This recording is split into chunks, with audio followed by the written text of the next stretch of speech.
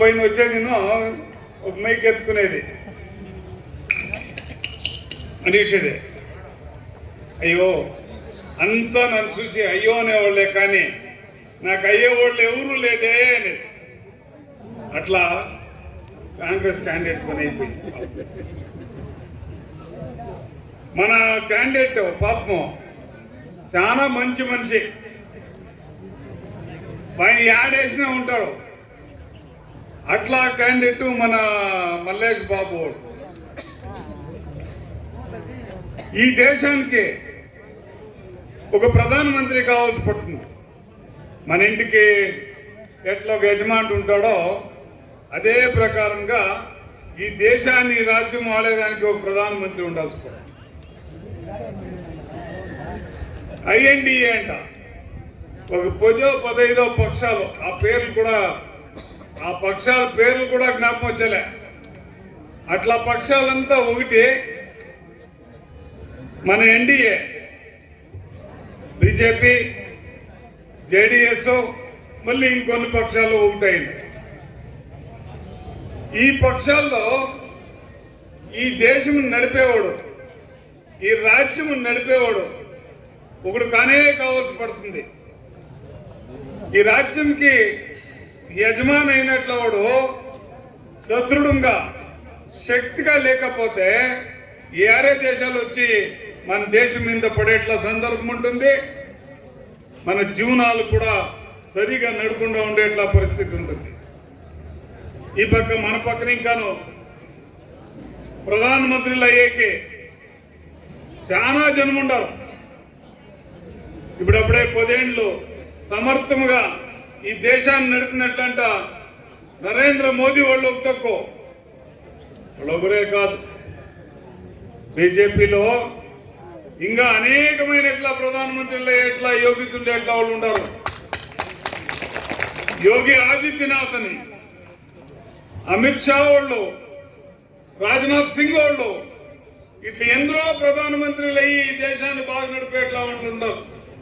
సమే కాంగ్రెస్ ఇంద్రయ్య ఉండాలని ఈ పార్టీలో పోయి దేశం నడిపేవాళ్ళు, మల్లికార్జున ఖర్గే వాళ్ళు పాపం చాలా మంచివాళ్ళు, ఆయన తొక్కేసి కర్ణాటకలో చీఫ్ మినిస్టరే చేయలేమైన మల్లికార్జున ఖర్గే అని పాపం.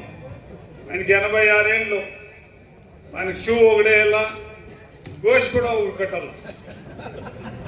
అట్లా పాపం ఆయన మంచివాడే, లేదు నేనే, కానీ ఒంగలాపుడు లేలా ఎట్లా ఈ దేశాన్ని ముందుకు ఎత్తుకొని పోయాక అయింది పాపం. ఆయత్నం ఇంకొకరు పాపం చిన్న బిడ్డ, 50 ఏళ్ళు చిన్న బిడ్డవాడు, అదేం మాట్లాడతాడో వానికే తెలిసేది.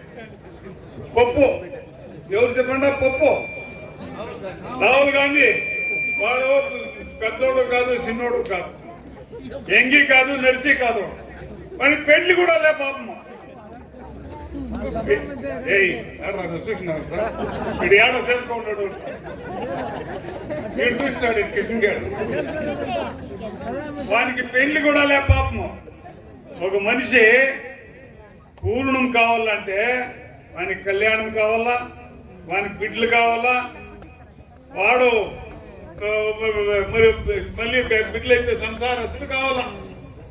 ఈయనకి సంసారమేలే, ఈ సంసారం నడిపే యోగిట్లే, సంసారముని ఎట్లుంటే నేను కూడా తెలియదు. ఇట్లా వాళ్ళ చేతికి దేశం ఏమన్నా ఇస్తే ఈ దేశం బతుకుతుందా? ఇది మీరు యోచన చేసుకోవాలా. ఇప్పుడు ఏమన్నా ఈ దేశం ఉడల్లంటే, దేశం బాగా కావాలంటే, సుభద్రంగా ఉండాలంటే నరేంద్ర మోదీ వాళ్ళ చేతికి ఈ అధికారం ఇయ్యాలా. ఆ నరేంద్ర మోదీ వాళ్ళకి అధికారం ఇవ్వాలంటే మనం ఈడ మన క్యాండిడేట్ అయిన మల్లేష్ బాబు వాళ్ళకి మనం ఓటేయాలా. మల్లేష్ బాబు వాళ్ళ ఓటు, వాళ్ళ గుర్తు కొసుమోపు. మన ఆడవాళ్ళు, మన అక్క చెల్లెళ్ళు దినం పొద్దునే ఎత్తుకొని వచ్చే కొసుమోపు. ఈ కొసుమోపుకి ఓటేసి రెండో గుర్తు రేపు వస్తారు కాంగ్రెస్ వాళ్ళు, రేపు ఇంకా సులువు చేస్తారు. రేపు పొద్దున్నే ఇంకా వాళ్ళ ఆట 50 ఇస్తా, 100 ఇస్తా, 500 ఇస్తా, 1000 ఇస్తా, వాళ్ళు ఇచ్చేది ఏముండే తీర్చి 3 నామాలే. ఆ 3 నామాలు మనకు వద్దు. మనకి నిజమైనట్లా ఇప్పుడప్పుడే మీరు మల్లేష్ బాబుని చూస్తే ఎంత బాగున్నాడు, ఎంత ధైర్యంగా ఉన్నాడు, మోదీనికి సపోర్ట్ చేసేదానికి రెడీ ఉన్నాడు.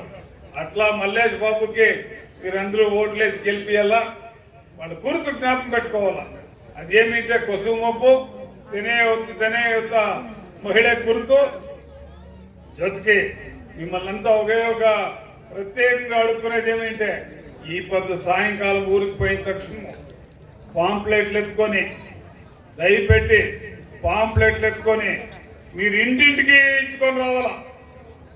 మీరేవో నిజంగానూ మల్లేష్ బాబుని గెలిపించాలా, నరేంద్ర మోదీని ప్రధానమంత్రి చేయాలా అనే ఒక ఆశ మీకుంటే మీరే వాలంటరీగా పాంప్లెట్లు ఎత్తుకోవాలా, ఇంటింటికి పోయి పాంప్లెట్లు పంచుకొని రావాలా.